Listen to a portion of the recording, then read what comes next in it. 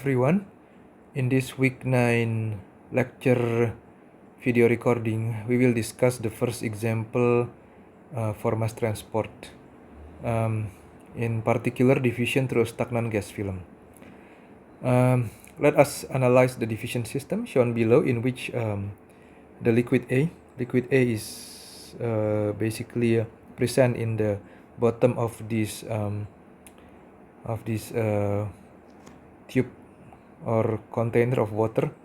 There is some device that maintains the liquid level at Z equals Z1. So the water level is basically maintained, and we assume that there is no evaporations.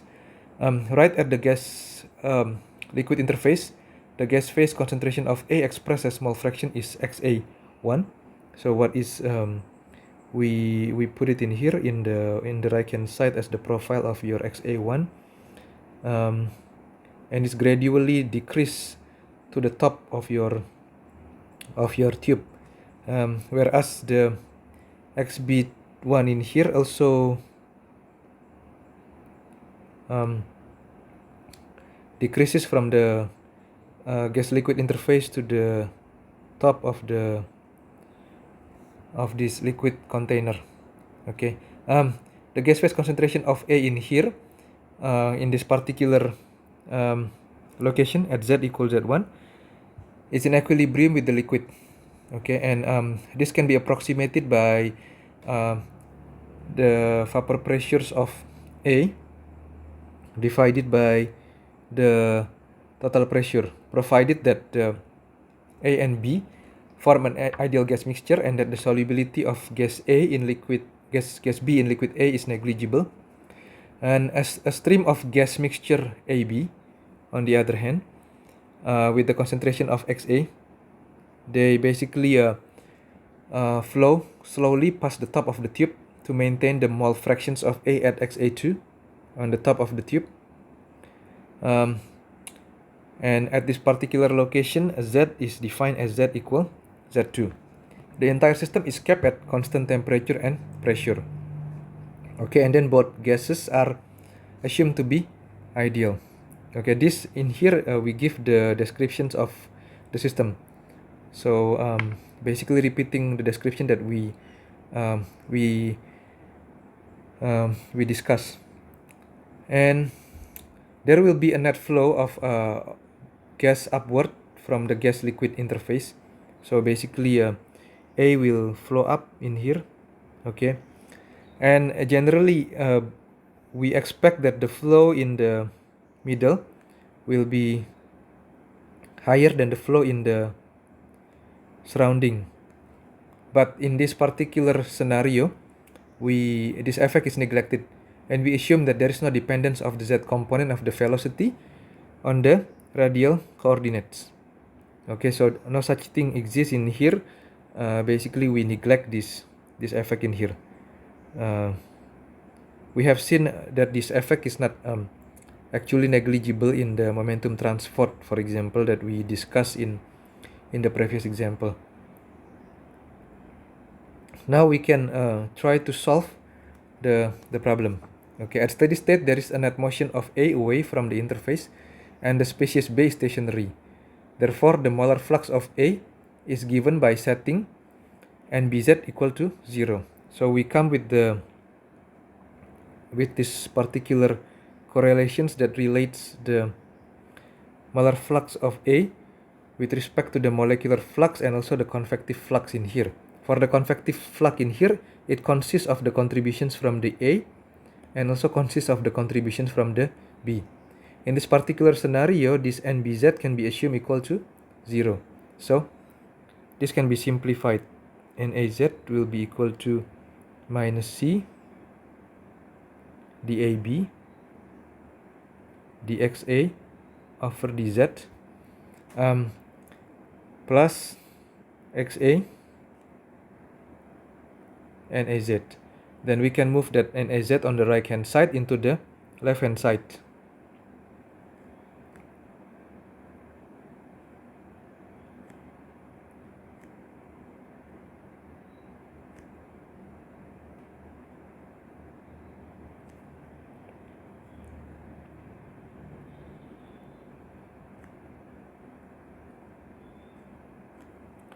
This will be equal to minus C dAB dXA over dZ.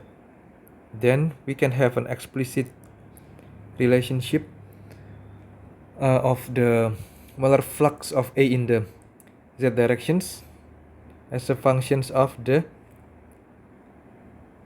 mole fractions of A.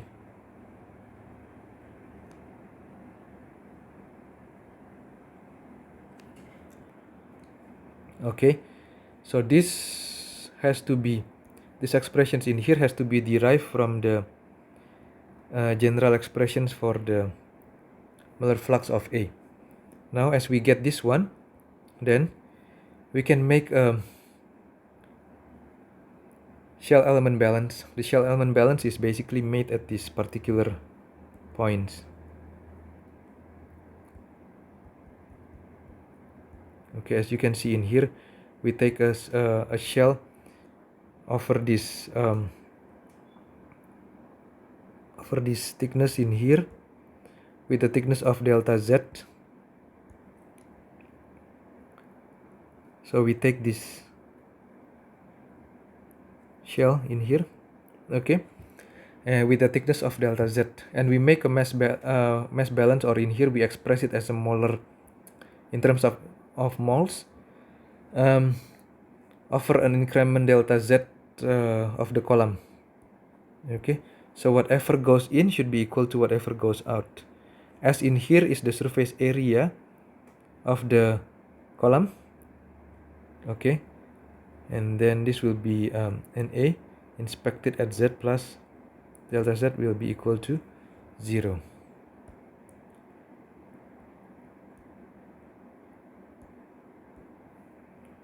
Whereas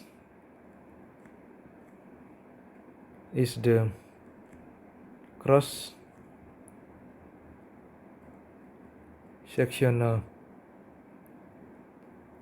area of the column, then you divide by S delta Z.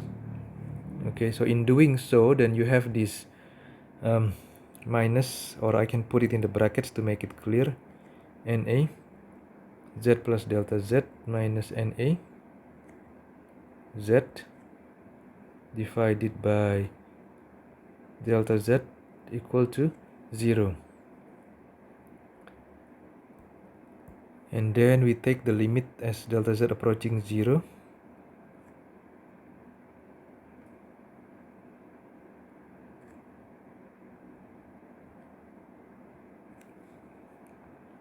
Then this will be equal to minus D in AZ over dZ equal to 0. Note that in this particular term we have neglected the symbol, the subscript Z, okay, but in this particular symbol we revive again the symbol Z just to emphasize on the fact that the molar flux in here only goes in the directions of Z. Okay, so this one is dNA over dZ equal to 0. Then we substitute the expression for NA that we get in here into that differential equations.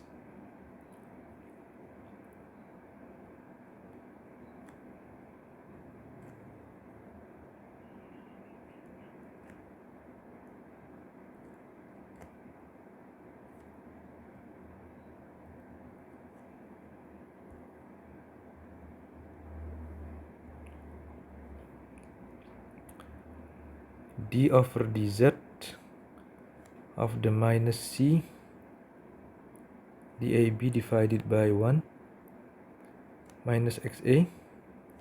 Oh, sorry, I shouldn't put the bracket first because I missed a term. dXA over dZ should be equal to 0. We can also say in here from this particular form that basically if we integrate this, it will be equal to dNA equal to 0. Or if we integrate this one, NA equal to C, or in this one will be constant.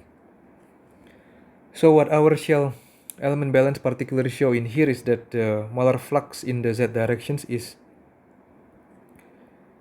basically equal to constant over the whole length of the column.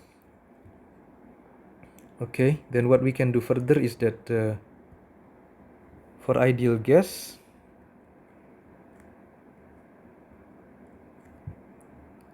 the pressure will be equal to concentration multiplied by the gas constant multiplied by the temperature. Okay, so at constant T and P, C must be a constant.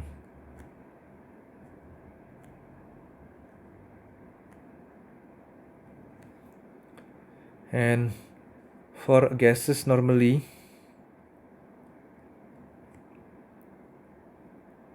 DAB is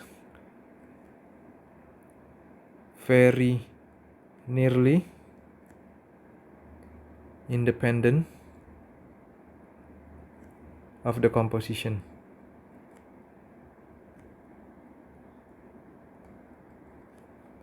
Okay, then we can continue again.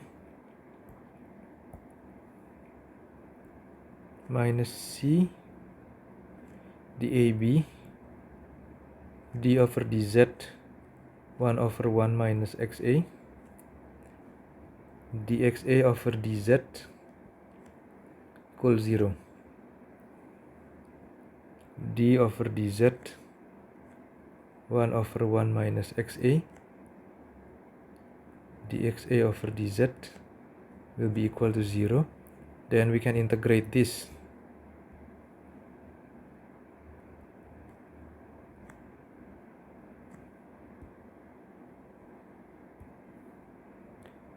One over 1 minus xa dxa over dz will be equal to C1, and then we can move the dz into the right hand side, and in here we want to change this 1 minus xa to make it simple. 1 minus xa is equal, let's say we assume that 1 minus xa is equal y, then minus dxa will be equal to dy. So this will translate into the form 1 over y multiplied by minus dy is equal C1 dz. Then we can integrate.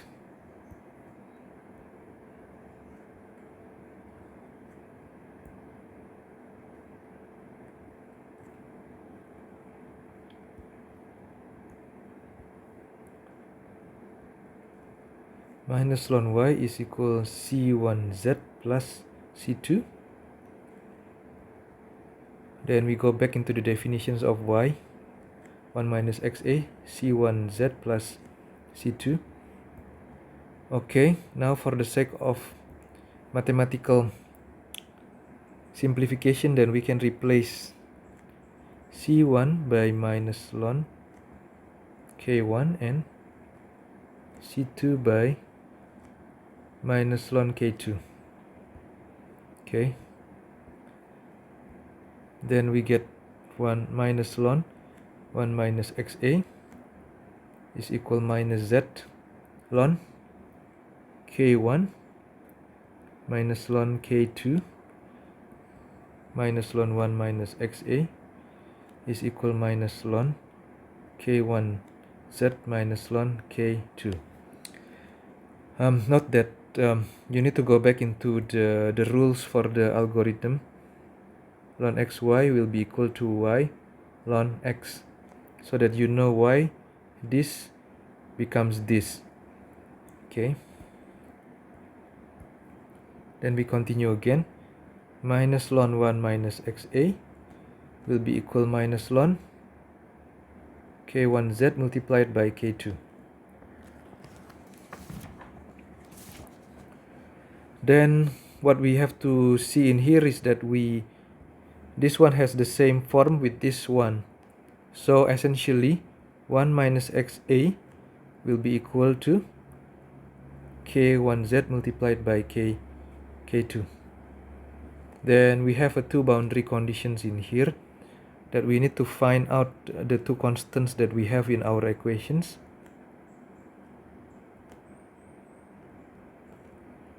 The boundary conditions, the BC1 at z equal z1, xa equal xa1, and BC2 at z equal z2, xa equal xa2. Now we need to go back again into our original systems.